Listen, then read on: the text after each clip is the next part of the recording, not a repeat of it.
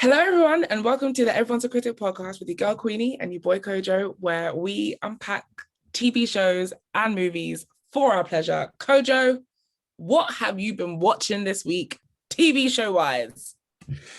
Boy, I haven't been watching a lot this week. It's been it's always been a busy week, but in particular, I think this week I've basically been traveling, so I haven't had a chance to watch a lot of things. But Right.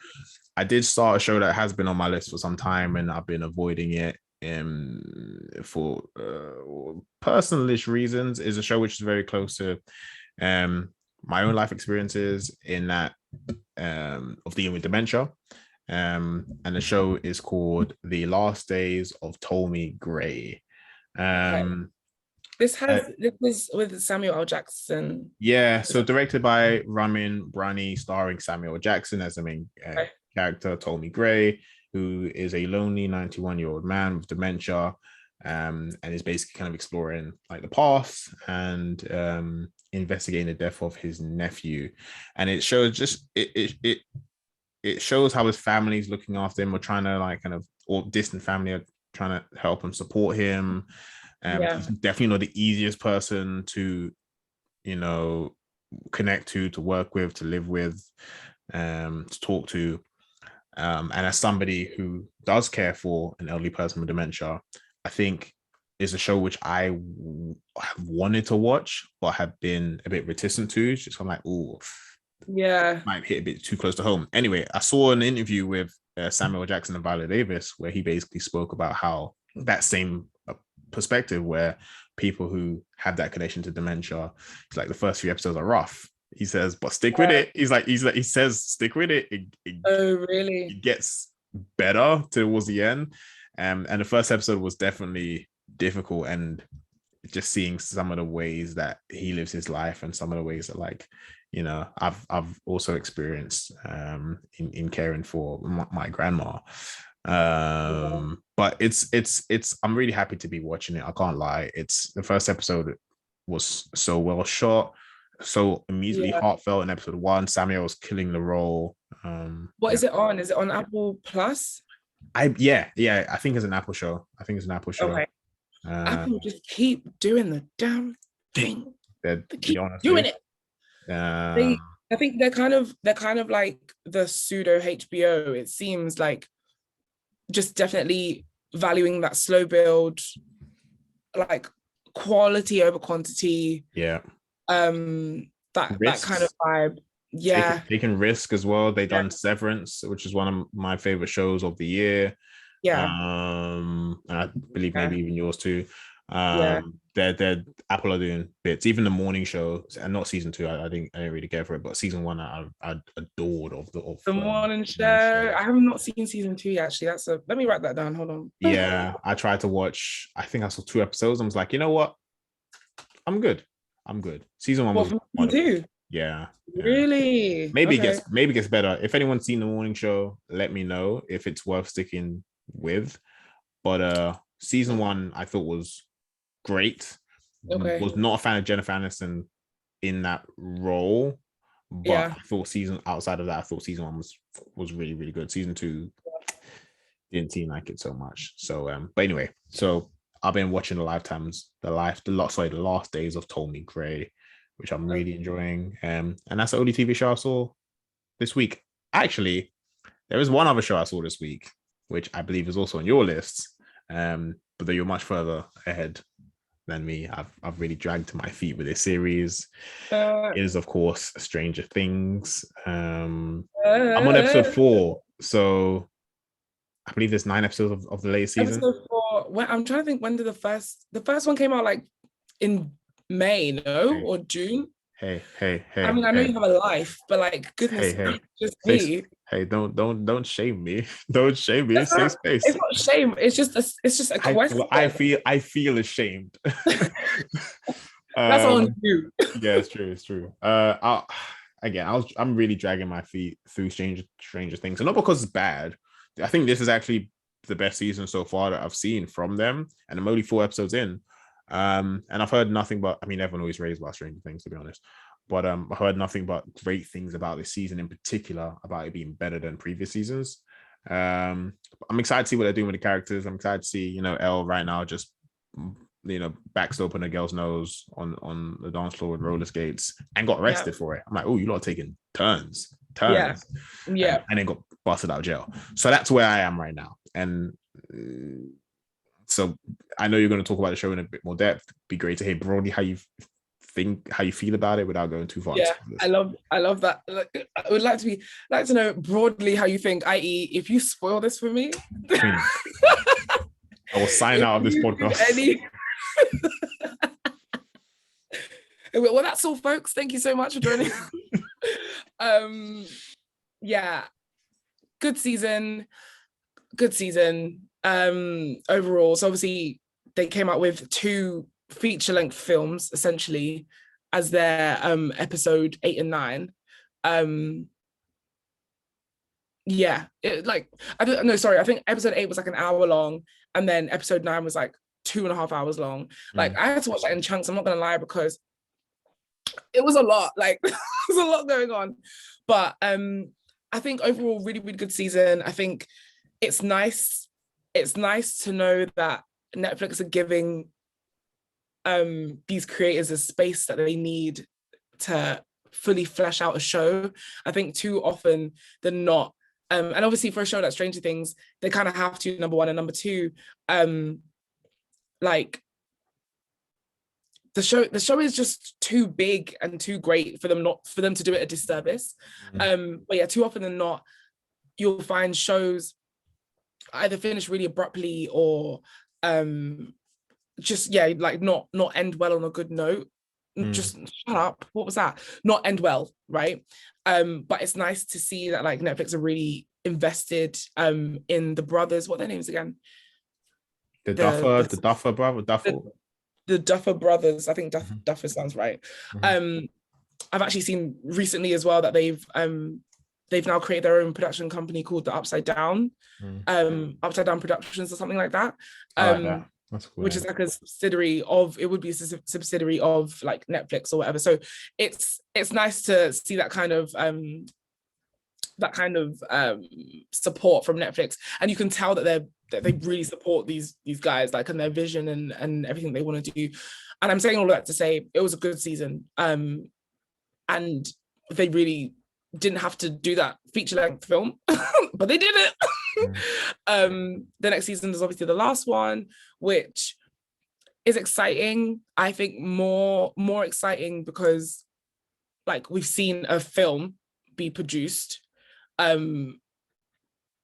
which means that there's still so much story to be told. And I feel like maybe they're gonna even try and take the Community slogan, which is like 6 seasons and a movie or whatever, but it's gonna be like 5 seasons in a movie. Do you know what I mean? Like I feel like at some point it's gonna go bigger than Netflix and they're gonna take it to the theaters, but we'll see. I feel like the feature-length film was just a trial run not only for the Upside Down production company, but also for where like I think Stranger Things is, where they're gonna take us next season. Yeah. Hopefully, I'm not sure if I've oversold it there, but like it was it was a good season for me. It was a good season for me. Hopefully I feel the same way coming towards the end of the season, but I'm excited to get to that point of just having more to say on it, just because I've seen so many opinions, or not even so many opinions, just so many comments of people like, oh my god, this season, and I have like no form of engaging with this stuff. I'm just like, oh cool, yeah I'll see it. So anyway, what else have you been watching, Queenie? What else have I been watching? So I said a couple of weeks ago that I was going to watch The After Party because it had all of my faves in it. What a disappointment. Oh, sorry, by all of my faves I mean it had like Ilana Glazer, it had Tiffany Haddish, Dave Franco. Yes, Dave. Yes, it is Dave. Yeah, Dave Franco. Who else does it have in it? You know, there were a fair few comedians in there that I was like, you know what, Yeah, like, or people who like do comedy films and stuff. But I was like, yeah, I'm down to watch this. It's kind of like a Cluedo-esque situation of a who done it. Tiffany Haddish is playing the detective trying to figure out who killed this person who dies. And each episode goes from like a different person's perspective. I feel like maybe the comedy beats were just off for me. The kind of humor that I like to watch potentially. I didn't even make it through the episode. I just had to turn it off. So I think I am gonna go back to it just because, like I said, it has all my faves in it, and I'm struggling to understand like that the show would be bad. Like, I don't want to believe it, but I do have a tendency, and Kojo knows, to give things second chances that don't necessarily need a second chance. That's in people and in TV shows. Thank you. So, yeah, it's just one of those things that I will revisit it, just to give it the good college try, to make sure that it's definitely not for me. Maybe they just caught me on a bad day. But yes, I watched half of an episode of the After Party. What else have I been watching? Oh, Killing Eve. Finally, this came out. I don't even know when it came out. March, maybe? I'm actually not sure. I should Google this. But anyway, it came out a while ago. Truthfully, I forgot. I forgot that it was coming out, and B, then forgot about it entirely because I was not living at home, so I didn't have access to BBC iPlayer, which is where I would usually watch it, and I didn't want to get done. So forgot that it was a show, but then I moved back home recently and was like, great, I can watch it. So I binge watched it. Interesting season. Great gowns, beautiful gowns. I'm getting tired, simply.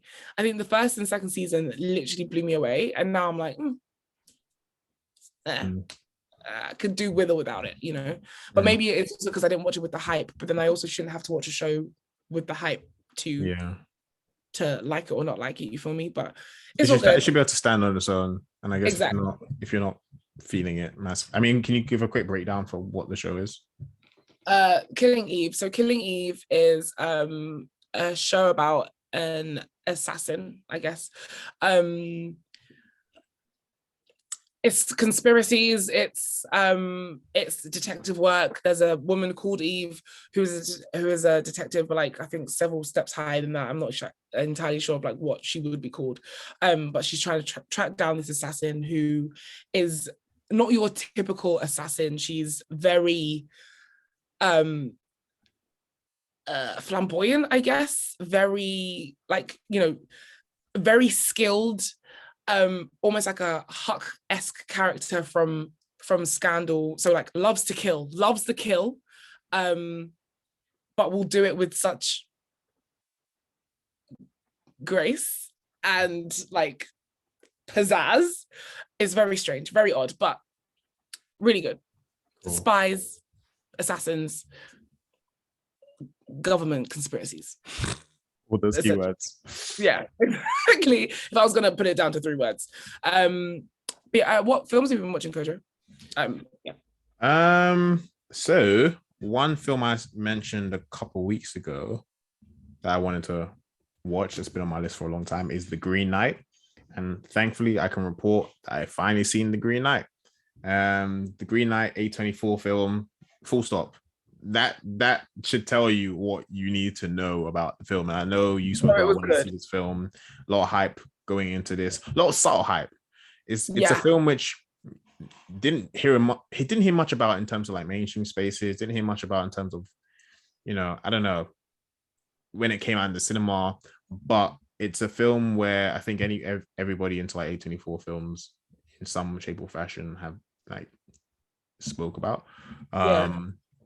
Anyway, filmed, directed, written, edited, and produced by David Lowery, who the only thing I've seen from David Lowery is Magnolia, which had like Tom Cruise. It was one of those like, ensemble stories of like kind of whatever people, different characters colliding. But anyway, stars Dev Patel. Written, produced, edited. So written, directed, edited, and produced. So he's done a lot. But it's an adaptation of a medieval fantasy set. Basically is a story of like King Arthur. It's not a story of King Arthur, but it's set in the world of King Arthur, about a knight in, I believe, his, what do you want to call it, like his quarters, like who is played by Dev Patel, and it's an epic medieval fantasy. Anyway, I went into this film expecting it to be medieval, you know, in a sense of like, oh, we're going to battle against this army, and my king, my liege, I will slay the other army to rise the ranks and become the Green Knight. I hadn't seen a trailer for this film. I purposely did not watch any trailers for the film, so I knew nothing about this film other than Dev Patel was playing who I thought a character was called the Green Knight. He's not playing a character called the Green Knight. That's a different character entirely in this film. Oh, really? Yeah. Okay, that's intriguing. So, but anyway, as I said before, A24 film, full stop. It's a good film, surprisingly. It's A24, of course. It's a film which I left jaw-dropping. Not and I say jaw-dropping not because I'm like, oh, that was the best film I've ever seen, but jaw-dropping in the sense that I'm like, immediately after the film, Green Knight analysis, Green Knight video. Really? just because it's a film which is, you know, has like subtext, it has like deeper meanings it's trying to communicate, which are overtly said and are also communicated via like tone and imagery and sound. And so there are many things which I didn't pick up on just through watching it initially, that I had to kind of gather from around. Good film. I'm sold. Good film. Let me get my pen out again. So what I will say, just it had much more fantasy than I expected. Really? It had much more fantasy than I expected. Intrigued, because it's one of those things, like we've spoken about this before, but I think the instant thing that helps me put that film to the side is the fact that it's a period drama. And like, it's not like I don't like period dramas, it's just you have to be in, or at least I thought it was a period drama. So you have, like, for me personally, I have to be in a particular mood to want to watch that, and I just haven't been in that mood for, I don't know, a year. So it's been on the back burner for some time, it's not like I looked into like why I should watch The Green Knight or whatever. Like, I've seen it on maybe one list of like someone's top films of the year or whatever, and I was kind of like, okay, like that will maybe push me to watch it a bit. I'll move it maybe one rung up in my need to watch list. But hearing you speak about it, maybe I'll watch that this week. I've only heard people, or the reviews I read and watched, just rave about it once they've seen it, and I understand why. It's a really good film. Thinking about when it came out initially, just off the back burners of lockdowns coming to an end, people getting into the cinema, I can see why, if this was your first film that you watched in a cinema after lockdown, why you would look at it as a good choice. You know what I mean? Why you would feel like, yeah, this is what cinema is about. It's really, really good. It kind of reminds me, there are elements in there which remind me of Midsummer. Okay. In make your whole face and demeanor change. I don't know if you've seen Midsummer. No, I have. Yeah. I think that's why it changed. Yeah. But I don't say that in a negative light. I just say that in the sense of, you know, how Midsummer has like surreal, magical fantasy elements to it, which I didn't expect from The Green Knight, because again, I hadn't seen the trailer. I knew nothing about this other than Dev Patel is in it, playing who I thought again was a character called The Green Knight. Different character entirely. So, but yeah, recommended. Go and watch it. the other film I'll just mention real quick, Licorice Pizza. I started Licorice Pizza. I didn't finish Licorice Pizza. I'm considering finishing Licorice Pizza, but there's that dynamic between like I can't say elderly person, but there's a huge age gap between the two main characters. It seems, though I haven't got that far into it. 25-year-old woman and a 15-year-old boy. Which I need to mentally get myself into that space of being like, okay, this is what it is. And I just wasn't in that space to watch it. It's fitting that it's called Licorice Pizza, because licorice is definitely one of those flavors that like that is very like it or hate it kind of thing. Like you either like licorice or you don't like licorice. And I feel like and obviously Licorice Pizza is referring to a record, but still people I've seen have either loved this film or absolutely hated it. And I started it like back in January, and that is still halfway done, because I was kind of like, what's the point? Like, and to be fair, I'd seen quite a few reviews of people saying like, the point is that there is no point or whatever. And I'm like, okay, that's fine. So yeah, will I press play again? I don't know. But I don't know. But if I do, it'd have to be from the start again, wouldn't it? Because at this point, I just. Anyway, Queenie, I believe you saw the latest churn of the Marvel machine, the latest, output from Disney, in Mr. Thor Odinson, Love and Thunder. What did you think? Period. Of it? Yes, I did watch it. I would like to say that and I know that obviously Disney aren't thinking like, oh, this film will redeem us, because obviously they have their marketing plan for the year, and they have their films that are going to be coming out for 5 years to come. So they're definitely not thinking that.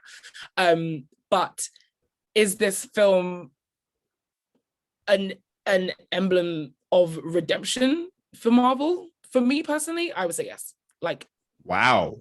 Absolutely. Wow. We had Eternals, or whatever that nonsense film was, right? Nonsense. We had Spider-Man. We had Spider-Man, which obviously was amazing. It was amazing, but like mostly because of what it did for us as fans, right? It was a lot of fan service, okay? So it was good. Then you had Doctor Strange. Put it in the bin. Facts. Put it in the bin. You're spitting. You're spitting. Thank you. And then we have Thor. And while it's wildly different to, I mean, it's the same director as the third film, Ragnarok. So that same like wacky kind of style, which was very different to the first and second film.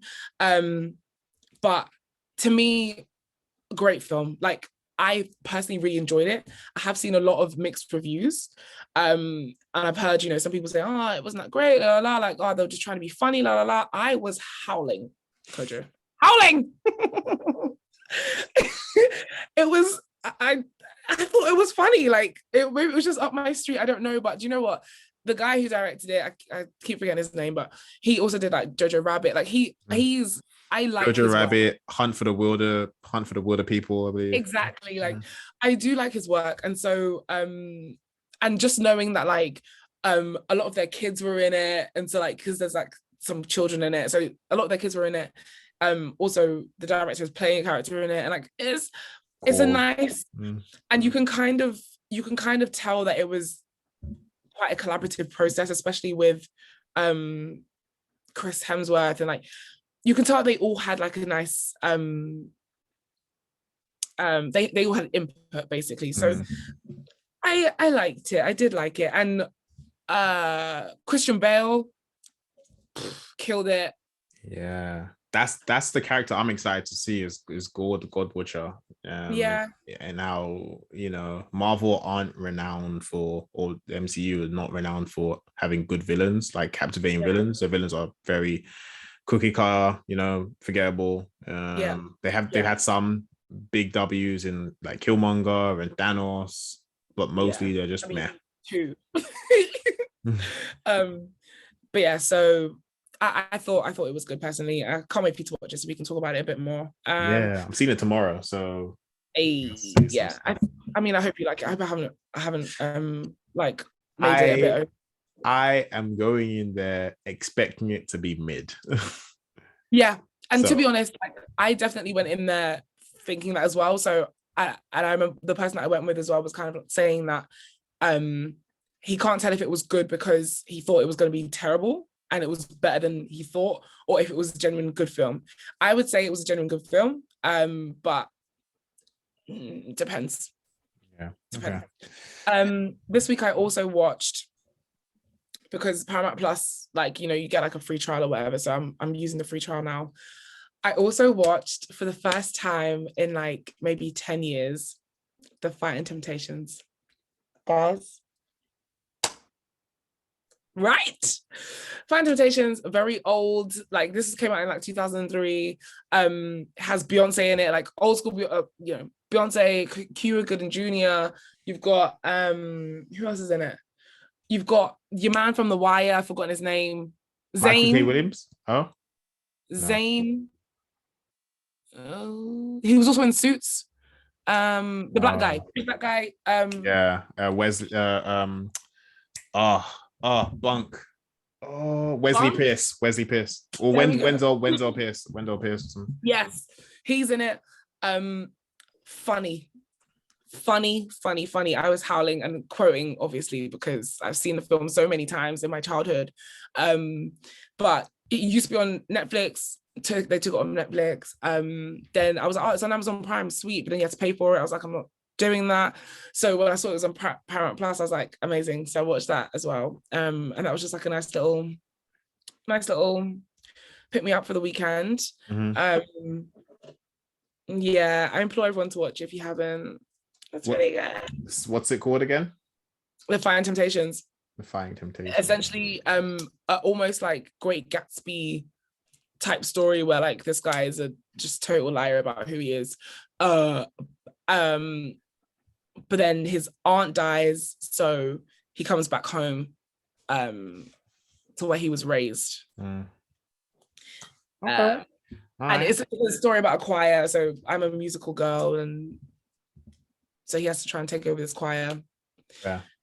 And get them through. So yeah. Cool. You had me with Wendell Pierce, and you lost me with musical. So I might be moving on from this one, but I'll take you. When I say musical, I don't mean it's not a musical in the sense of like they sing their feelings. No, okay. It's just so happens that the story is about a choir. Okay. Because I mean, the definition of a musical is that like they sing their feelings. That's not what happens in this. Did you ever see Coda? Coda? Yeah, it won Best Picture last year. It's of a girl who is raised in a deaf family, and she joins a choir. There's a lot of singing in there. The deaf family communicate exclusively through like sign language and things. But it was a really good film for obviously representation.